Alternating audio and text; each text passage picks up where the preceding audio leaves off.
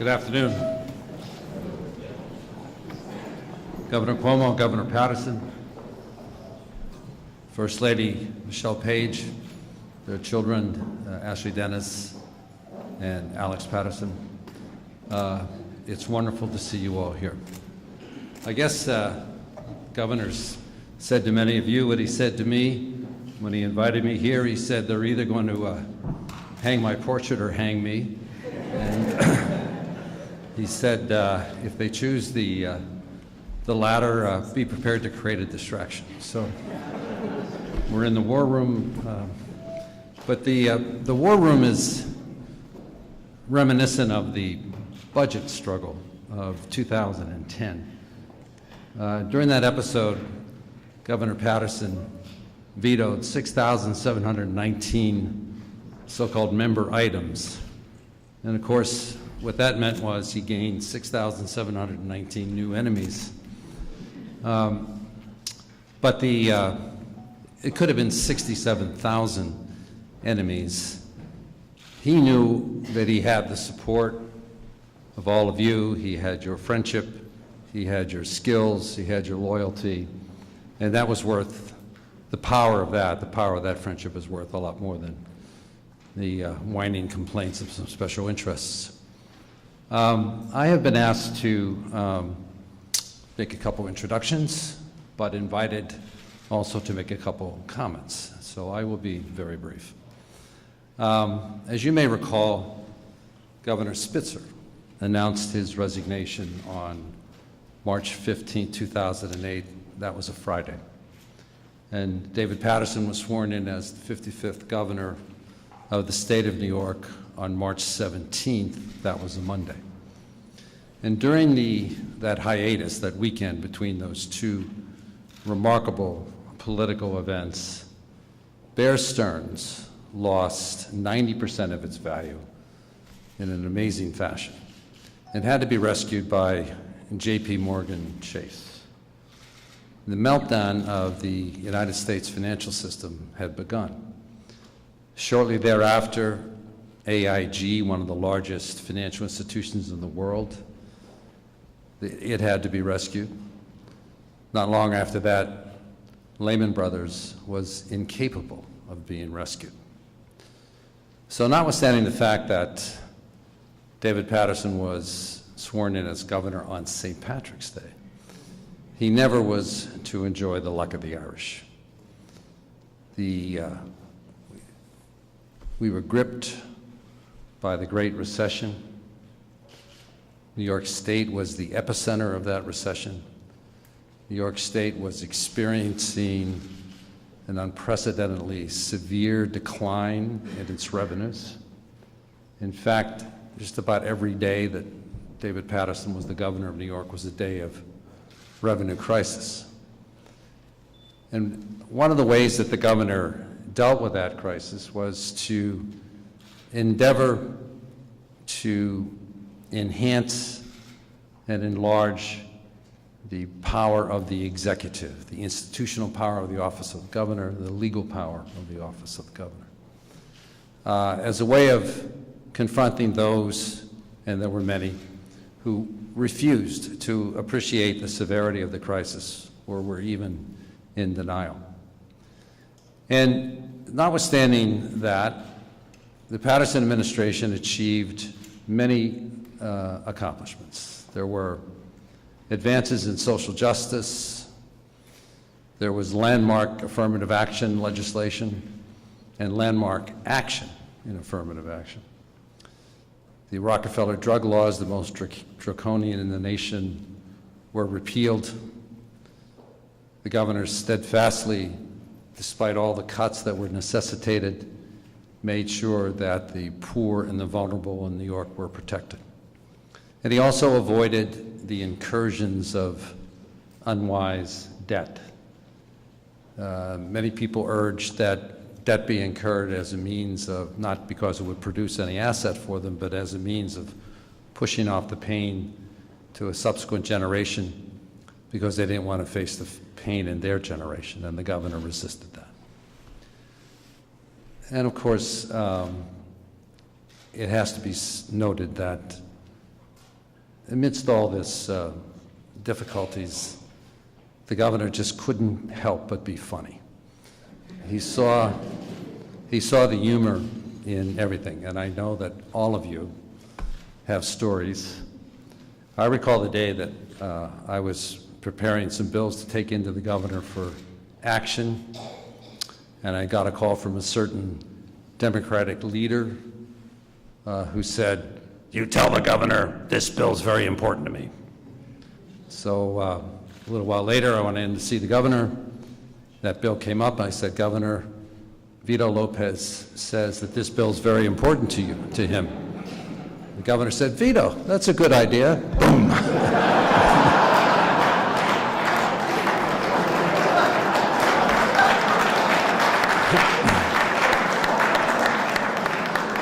And that was the end of that bill. And of course, he always took our advice. I recall one time he was to speak to all the young men and women that had just passed the bar exam and they were getting sworn in to the bar. And it was going to occur at the convention center. It was just jam-packed. And we got there, all the members of the appellate division were there with their robes and everything, and I said to the governor, I said, "You know, Governor, this is an important occasion to these people." I said, "I don't think it'd be appropriate to tell any lawyer jokes." And he said, "You're right." And he got up then and told about 5 of them, and I think these kids were laughing so hard I thought some of them were going to fall on the aisles. He made it a memorable occasion for them. But his sense of humor, the governor's sense of humor, a lot of it was ironic. But he never let the irony cut the nerve of action. But I mentioned before these 67 million vetoes or whatever it was we did. You know, some of you may not realize a line item veto is a literal term. You literally have to line out some offensive portion of a piece of legislation, so it became a whole, like an assembly process. There would be a stack of bills next to me. They would hand me the bills. I'd say something to the governor. He'd sign it, goes to someone else who would stamp it, and then people would actually line it out and so forth, log it in and all that kind of stuff. And it got to a point where he was doing 100 vetoes every 8 minutes, and during this process, we got the one and I said to him, "Governor, this would nullify a grant to the Dyslexia Society." Without a beat, he signed his name backwards. I'm sorry to note that the governor's parents couldn't be here, but maybe that's better because one of the vetoes was would have provided services and grant to his mother's church. He said he felt bad about it, but I think the poignancy didn't escape any of us, however, when he had to veto a grant for the Helen Keller Institute for the Blind and another one for educational assistance for the blind. That wasn't funny, but he had the guts to do it. I don't know if the portrait artist can capture in a portrait courage, but I know when I look at the portrait, that's what I'm going to see. Now, there was a wonderful touch of elegance and grace and determined accomplishment in the Paterson administration, and that was exemplified by the First Lady, Michelle Page. She initiated and guided the Healthy Steps to Albany program, which gave school children, healthy choices, healthy alternatives, good nutrition. And literally hundreds of thousands of school children in the state of New York participated in that program and benefited from it. And she also guided the greening of the executive mansion. In 2009, she was able to announce that the governor's mansion was certified as the first executive residence in the United States certified as a green building. And that became a magnificent example for public housing and public works and the way that money should be properly invested. So Michelle Page is here, and I'm very honored to introduce her.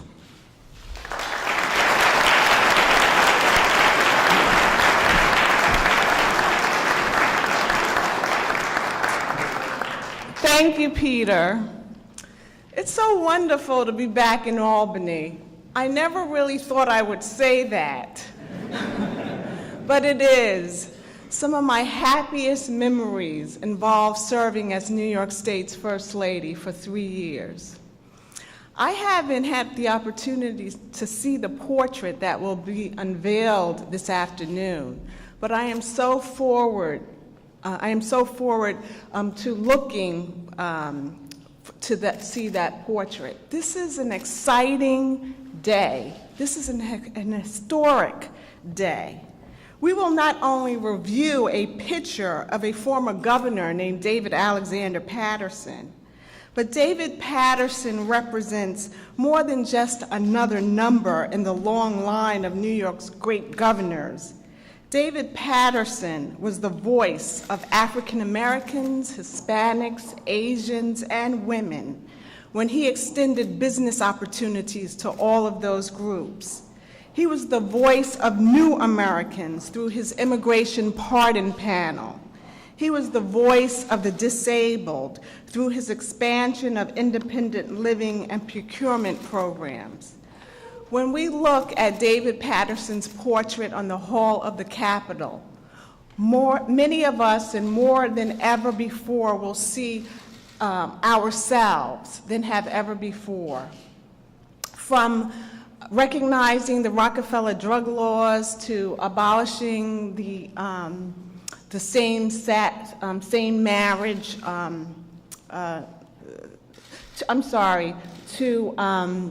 to recognizing same-sex marriage in an executive order, to abolishing the Rockefeller drug laws, David Paterson opened the door for so many where the door was shut to government. A lot has changed for us since we left the executive mansion, and although we are no longer a couple, one thing has not changed and will never change, and that is my admiration and respect for David and the pride that I take for the accomplishments achieved by his administration. And so many of you in this room contributed to those accomplishments. David's resilience through one of the toughest economic climates in the state history will be remembered for as long as this painting will stand. And speaking for his son Alex and his stepdaughter Ashley, we were proud to take that journey with him, and we are grateful to all of you who stood with us. Thank you.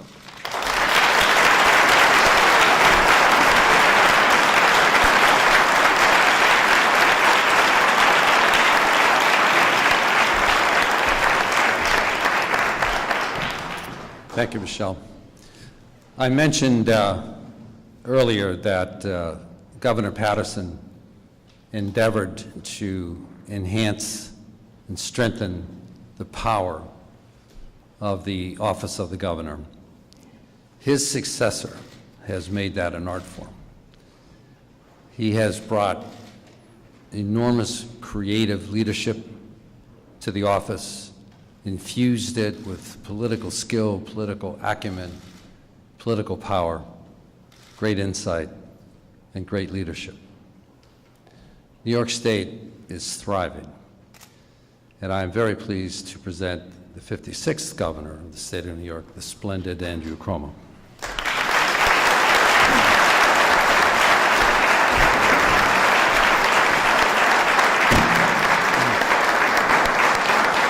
Thank you.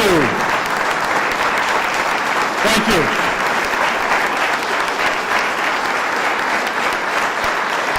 Thank you very much. Thank you very much.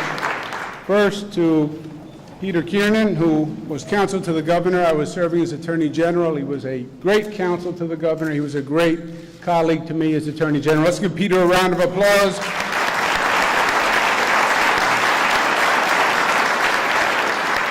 To former First Lady Michelle Page Paterson, thank you for being here. Thank you for your words. Thank you for your service.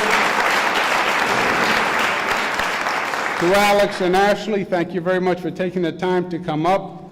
To Roger Derrick, who is the artist, and I'm going to leave the governor for last, obviously. We also have a number of colleagues with us who we served with. Former Attorney General Bob Abrams is here. Pleasure to be with you, Bob.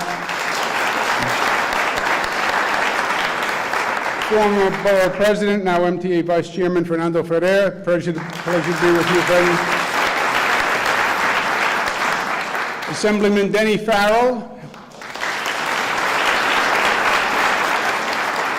Senators Joe Griffo, Senator Malcolm Smith, and former Senator Joe Bruno. Thank you all very much for being here. For those of you who haven't been to the Capitol before, first, welcome to Albany. It's a strange new world when people come to Albany to get away from the snow, isn't it? For those of you who haven't been to the Capitol before, welcome. This is a magnificent building. It's one of New York's hidden treasures. Not enough people see the Capitol, especially from down south. It was finished in 1899 by Teddy Roosevelt, opened it up. After 30 years of construction and design and new design and more construction, Teddy Roosevelt finally said enough is enough and wanted it concluded in 1899.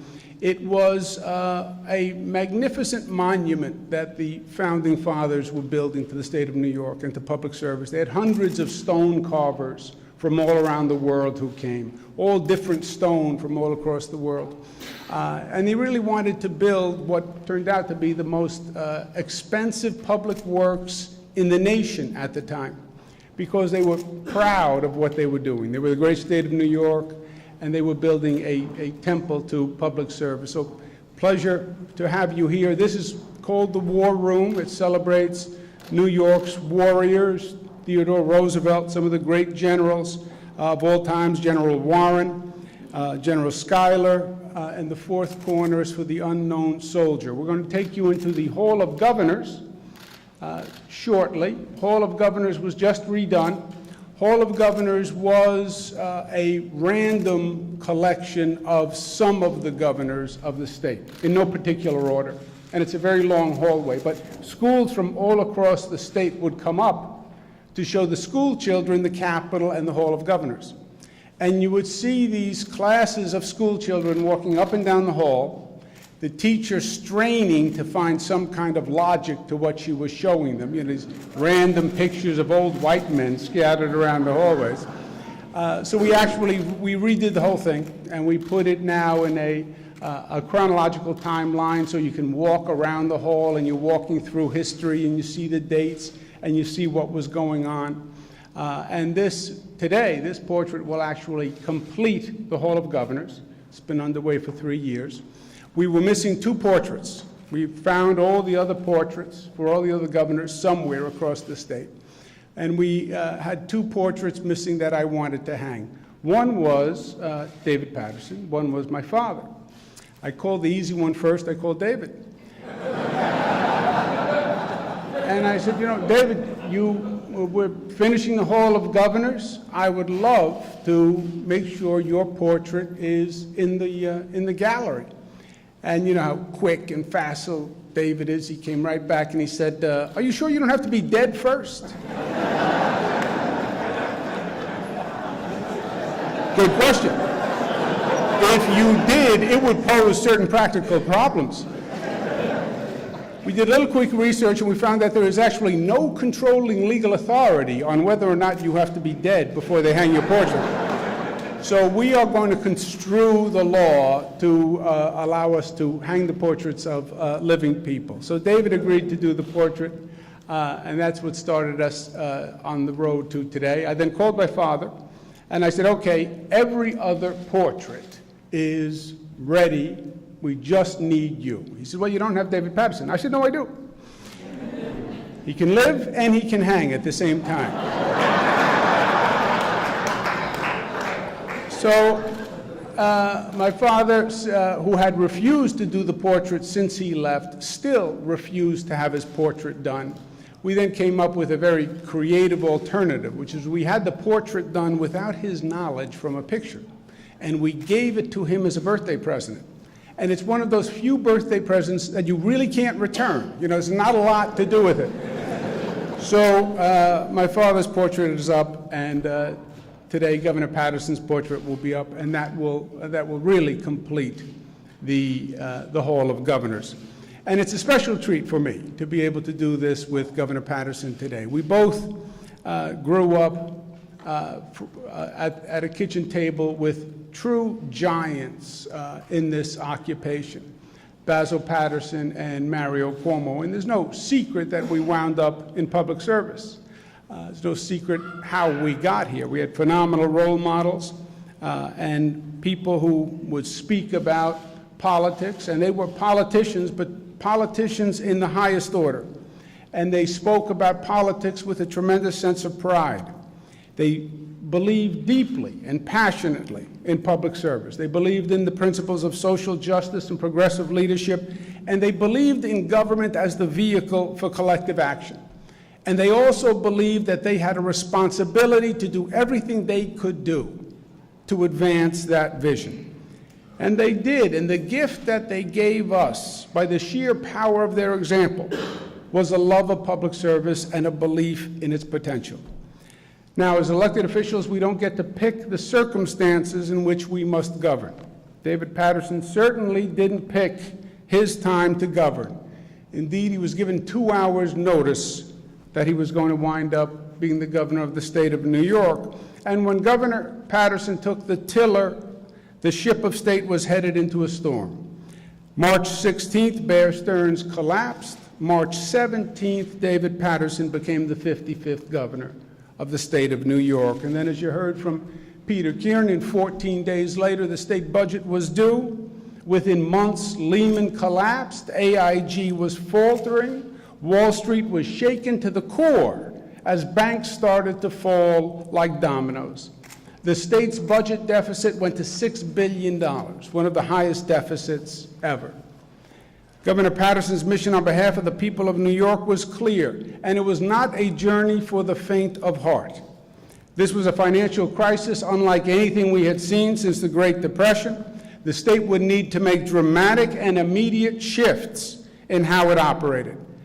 Governor Paterson articulated a new path for the state in his inaugural address. He warned New Yorkers about the new reality we faced, and he took control of the budget process with more authority than any governor in the history of the state of New York had done.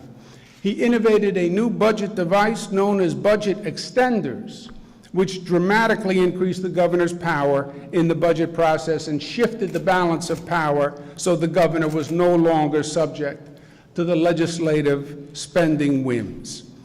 Probably the single most powerful symbol of Governor Paterson's steadfastness was July 1st and July 2nd, 2010, when he literally vetoed the 6,700 bills Peter was speaking about, literally by his own hand, to make that point that this is a different day.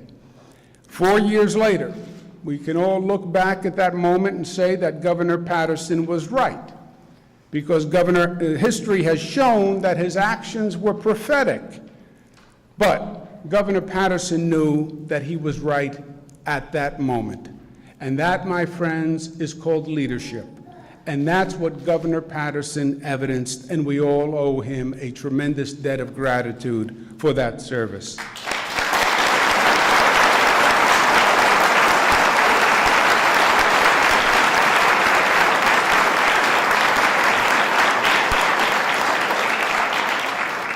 I often wonder whether I am maximizing the opportunity given to me by the people of the state of New York. Time goes by so quickly, and change comes so slowly.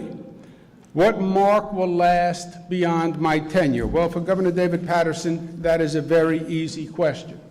On April 24th, 2009, Governor Paterson signed the Drug Law Reform Act, reforming the Rockefeller drug laws, a terrible miscarriage of justice that went on for 45 years. Tens of thousands of New Yorkers were forced to serve mandatory minimum prison terms for nonviolent crimes. Governor David Paterson's reforms cut the number of black New Yorkers going to prison by half. That's what Governor David Paterson accomplished with that one act.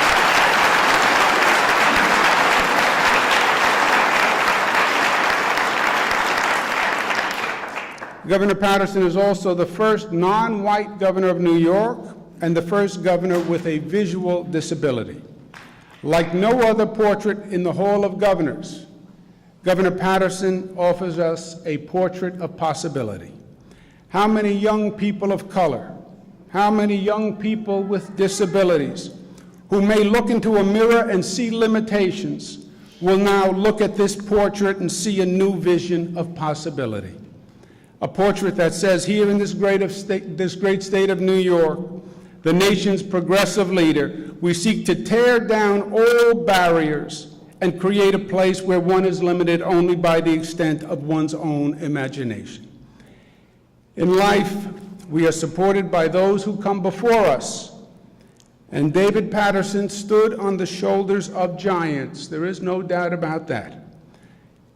David Paterson stood on the shoulders of his father, Basil Paterson, a pioneer himself, also of Percy Sutton and Charlie Rangel and David Dinkins and Carl McCall, all pillars of progress. But David Paterson stood even taller, and he reached even higher, and he went even further, and in that journey, he lifted us all. Ladies and gentlemen, it's my pleasure to give you the 55th governor of the state of New York, Governor David Paterson.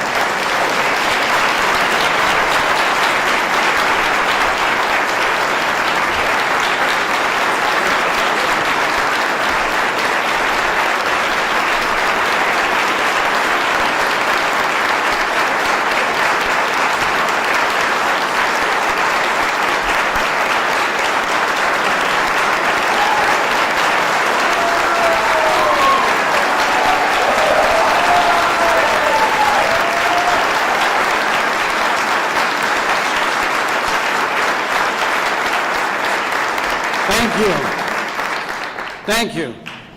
Now I know I'm dead.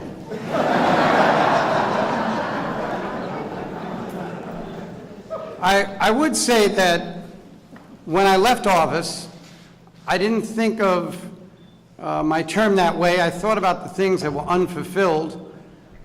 2 months into my term, I signed an executive order recognizing same-sex marriages out of state in New York, but I wanted to pass marriage equality in New York. But fortunately, within 6 months of leaving, Governor Andrew Cuomo made that happen.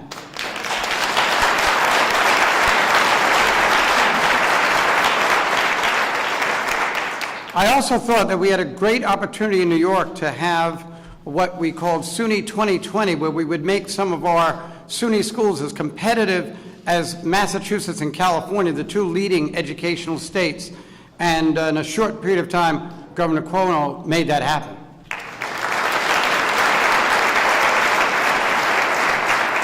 So from lowering taxes for business, property tax caps, $500 million in incentives for public schools, great support of charter schools, ethics reform, pension reform, this state has been as well served by Governor Andrew Cuomo as it has been for a long time and exists in any other state in the United States.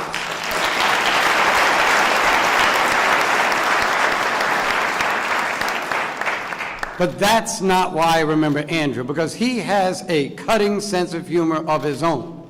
And it was best personified in June of 2005, when he and I, it was an idea that Andrew and Michelle came up with, the governor and the former first lady, to take our families on a whitewater rafting trip down the Hudson.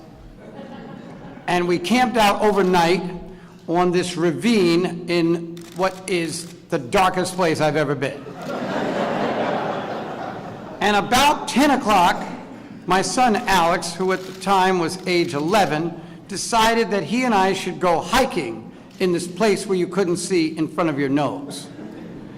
And I said, no, Alex, that's too dangerous. We're not going to do that. He said, no, it's okay. I have a flashlight. I said, Alex, if I slip off this ravine, that's going to be the end of me, and I may grab you along the way, and that'll be the end of you. And he starts arguing with me, and he says, you never do what I want to do. And I said, no, Alex, it's whatever's the last thing you wanted to do after 10 others, I might not want to do that. Now, I forgot, and I guess so did he, that we're in a tent. We're not in an apartment where we usually had these feuds. So all the other campers, all 20 of them, can hear this. And as Michelle and Ashley lay with their faces on the ground laughing hysterically, he says to me, you don't care about me. I said, Alex, stop it. He says, I haven't even seen you in 2 weeks. I said, oh, give me a break.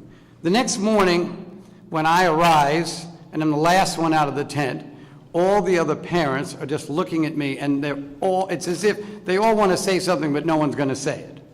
But the man who would be the future governor of the state, the man Andrew Cuomo, comes up and says, David, on behalf of all the parents in America, we'd like to thank you for standing up to that next generation.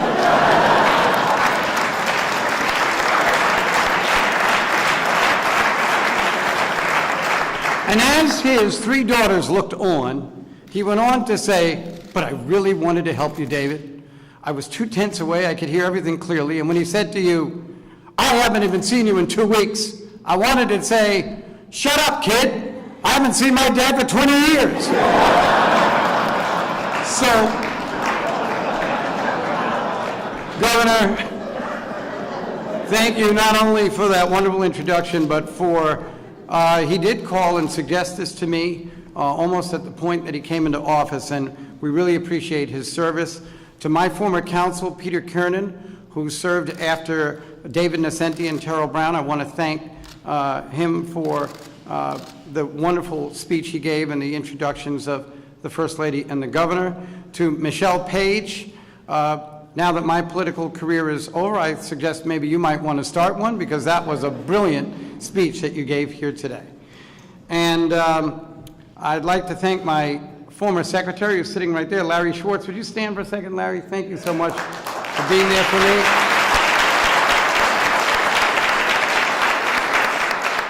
And the secretary who came into office with me and has stood by me all these years, Charles O'Byrne. Would you please stand as well?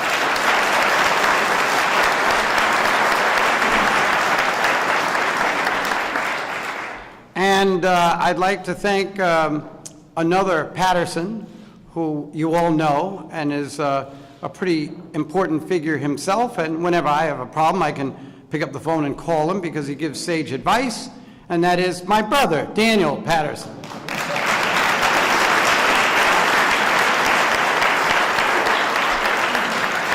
And he is here with his wife, Eloise, and Carter and Basil Paterson. Born on the 80th birthday of his grandfather, Basil Paterson, as well, who is under the weather and can't be with us, and my mother, Portia Paterson, cannot be with us, but they did call a little while ago to wish this program and the governor well. My fake sister, Kendall Reed, is here, and she helped organize the program, and I have to recognize her for all the efforts that she gave today and to our family always. And I wanted to thank my stepdaughter, who I call my daughter, Ashley Dennis, who after my service here came and worked with me for a couple of years, and it was amazing that 2 Taurians could work in the same office and not kill each other.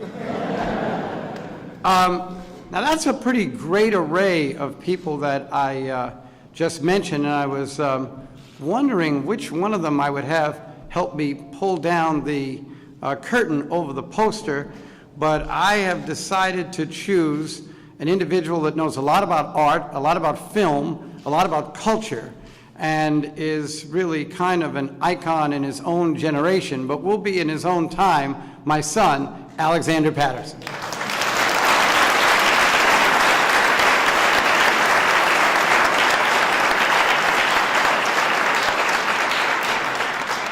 So whenever we look at a magnificent form of art, be it music or poetry or sculpture, there is something that informs us on a level that even our great orators and writers can't really describe.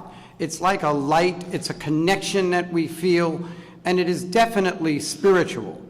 And this is the way in which New Yorkers of long ago decided to honor the heroes of their state, the great leaders of their government, by placing these portraits in what is now known as the Hall of Governors.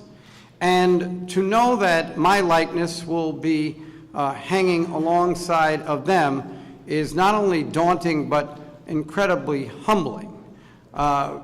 When you think about pictures and the anticipation of the unveiling of them, my first thought, and I think a thought we can all relate to, is that every year in school we would take class pictures.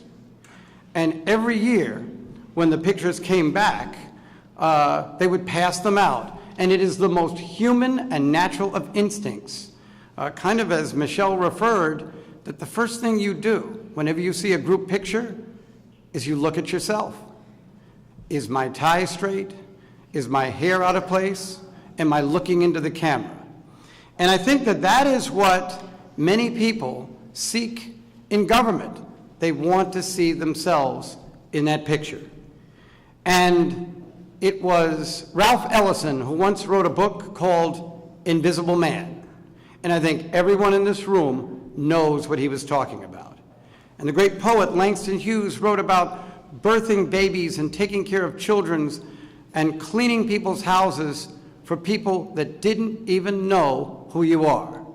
Even my father recounted to me last night how he walked through the halls of government when he was a state senator. Now this is pre-Barack Obama, pre-Deval Patrick. This is in 1965. Being a state senator in our neighborhood was a big, big deal.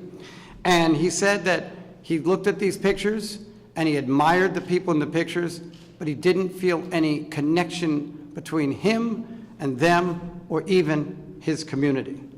And so somebody said to me, how come you didn't have this event during Black History Month? Well, what they don't understand is that Black History Month was 28 days, and most months are 30 or 31 days, so we always thought we were a little shortchanged. So I decided to extend it to March 2nd. This is still Black History Month. Welcome to the celebration.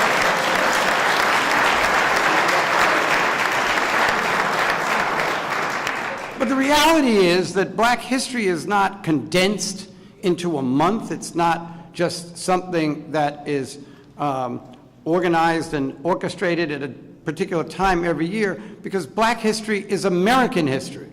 That's what it really is. It's just told in a way that informs us a little more than what we might have read. And it is therefore even more daunting and even more humbling for me to stand here as the first African American who aspired to the level of governor, knowing full well that I'm standing in someone else's place.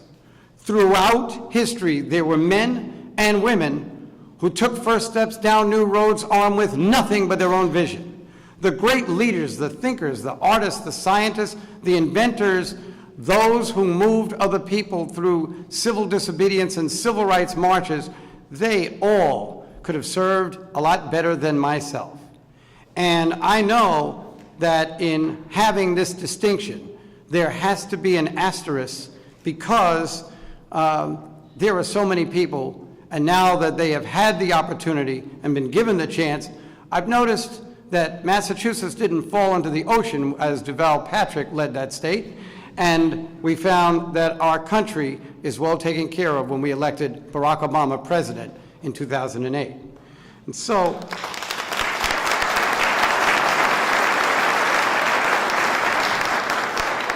the message to us is that there wasn't anything wrong with the governments before that, and there wasn't anything wrong with the people, but that we experienced the greatest and most fruitful results when we have the diverse efforts of all people involved.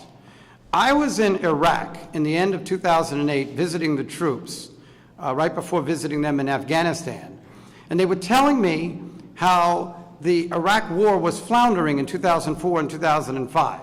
Then General David Petraeus had a new idea. They went into the records of military enlistees and wanted to find who was good at community organizing, Cub Scouts, local organizations, charities, volunteerism. These were not the attributes that people look for in military soldiers, but they were what they wanted to use to help the Iraqis start to run their own country. And through that nation building, by 2008, the Iraqis were now identifying terrorists far quicker than the Americans could, and that turned around the war in Iraq. Well, we can do that in all of our efforts, and our efforts to solve the issues of poor housing and substance abuse and crime, of unemployment and underemployment, poor and inadequate health care facilities, and often an educational system that we think needs alternatives and a better chance for children to grow. And that was certainly my intent when I became the governor of this state. And yet, because of the daunting financial situation that was approaching the state, because 22.5% of our resources were actually the profit-taking of Wall Street, and that all went away, it increased the 2009 budget from $5 billion to $16.9 billion, as the governor indicated, plus $4.2 billion of out-year growth in 2008, where we had misestimated how low the budget would be, a grand total of $21.1 billion that we had to cut in 2009, the highest escalation of a budget deficit experienced by a state in 1 year in the history of this country. And what I think now is that I should understand that it was very difficult for a lot of New Yorkers, for a lot of advocates, for some very good causes, for a lot of people who represent hospital workers and teachers and civil servants to recognize how difficult and discouraging this next few years was going to be. And I hope that they will understand that although I may not have fully appreciated the difficulty that it took them to come around and be a part of it, that they eventually did, and I am very thankful to them for those acts. I'm also thankful to all of you who in this audience, who worked with me, who are friends of mine, who are family members of mine, who stood by me during this turbulent time, because this was not the idea that I would have ever dreamed that I would have to take this path during my term as governor. And when people tell you, oh, I did what I had to do, I never thought twice about it, I thought about it 1,000,000 times, and it was very difficult. I once vetoed a bill that I was a co-sponsor with Assemblyman David Gant, and he gave me a call about it. And you know what he said? I can't tell you. It was that. But David is one of my lifelong friends, and I understood, because it was a bill that would have put $50 million to stop lead poisoning, which was growing in upstate New York. So these were the challenges that we had to face, and I'm happy that what apparently is the case, that a good ethical decision may not be a good political decision eventually, but it will be in time. I would want to close by saying that I would never have even said this had not another incredible moment occurred in my life this week. And it was when I was asked by the General Services Administration to come to Lower Manhattan with Reverend Herbert Daughtry and to take a gentleman who was in town and his daughter, because they wanted to tour the African burial grounds. And that gentleman's name was Bishop Desmond Tutu. And this was one of the most stirring moments of my life. And I want to very quickly share with you what I shared with them. That the African burial grounds, which is at approximately the confluence of Broadway, Duane, Reed, and Elk Street, existed from about 1710 to 1795. The Africans and the whites were buried together up to that point, but Queen Anne of England reversed that and forced the Africans to be buried north of what was New York City at the time, and that's where they stayed for many years. The burial grounds was thought to have been destroyed, but people didn't realize that because the contours of lower Manhattan had a lot of hills and valleys, that a landfill was brought in to smooth out the territory in that area, raising the topsoil 20 feet above the remains of the Africans, the only burial grounds ever found that reveals native Africans. And that seal made it possible for us to eventually send them to Howard University, where they were studied. And there were 4 results of that study that I want to share with you that never would have existed had the topsoil not been included, because the remains would have been worn away by erosion in the terrain. The first is the fact that they were native Africans, and by matching them up with burial sites in Africa, they could trace the remains to Ghana, Angola, Mozambique, and Nigeria. The first visceral connection between the African Americans of New York and the native Africans and the cultures to which they were indigenous. The second issue is that 39% of the remains, and there were 415 found, were of children under age 12. Major cause of death, trauma. And it just makes you think of what Langston Hughes wrote, there is a lot of brutality in a dream deferred.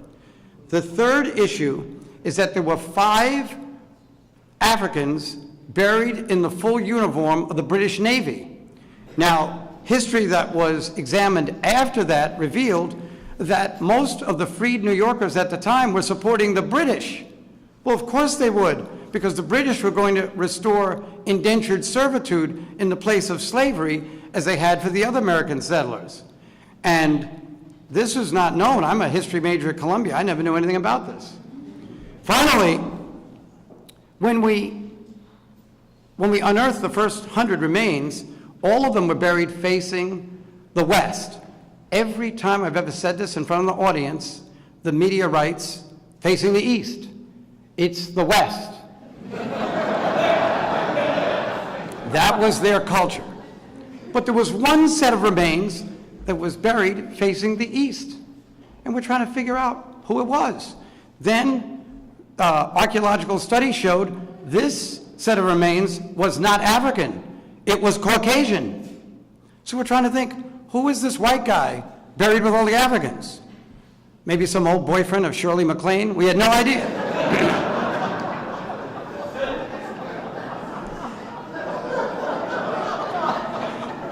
When we discovered all the remains, all 415, we found there were 5 others. And it is generally believed that they were 5 whites who started the slave revolt in 1741, trying to free the slaves, and as a punishment to them, they were buried with the Africans.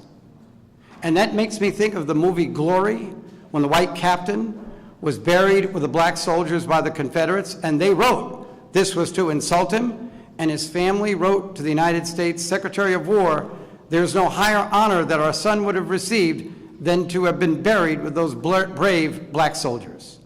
And it makes me think of Martin Luther King, who talked about the whites who came to the March on Washington, and how collectively every job we've tried to do, we've done better when we have together. So what we are doing is, in this state and all over this country, is fulfilling the dream of 200 years of those blacks and whites, both the living and the dead, those Asians and Hispanics, men and women who put together a national movement that would inure to the benefit of this country by establishing economic, political, and social justice.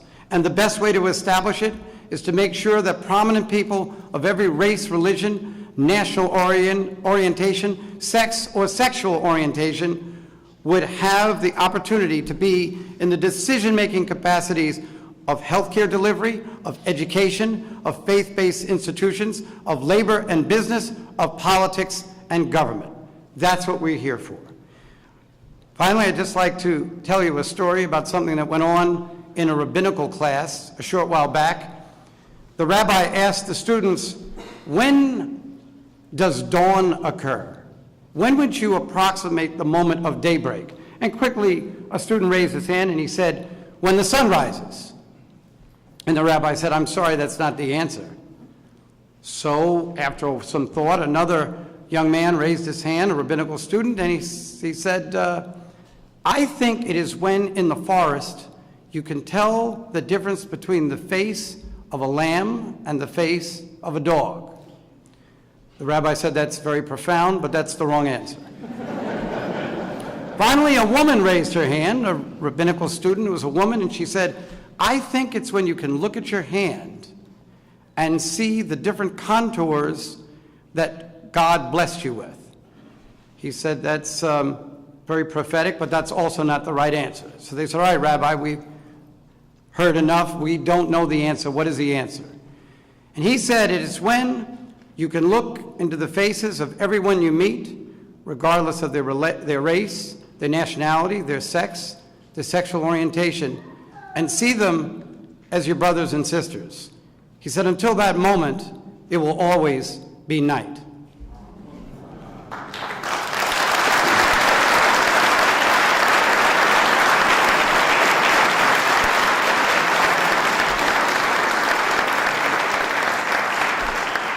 So now I guess we'll go and unveil a portrait. I'd like to thank the governor, John Howard from his staff, and all of those who made this possible, all of you who I apologize to, who on a potentially snowy afternoon still risked your safety to come to this event, but the weather forecast is brighter, and when we will, with God's will, get home safely. And I would just like to say this is not probably the standard set of remarks that a governor might give at a portrait unveiling, but as Ralph Ellison said in Invisible Man, the last line of the book, who knows? But on the lower frequencies, I speak for you. Thank you very much.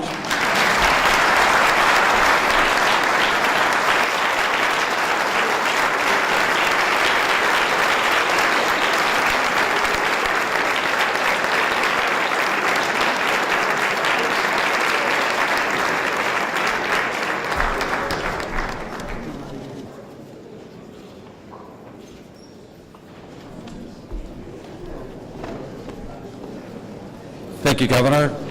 Governor Paterson, Governor Cuomo. I have been asked to say two additional things.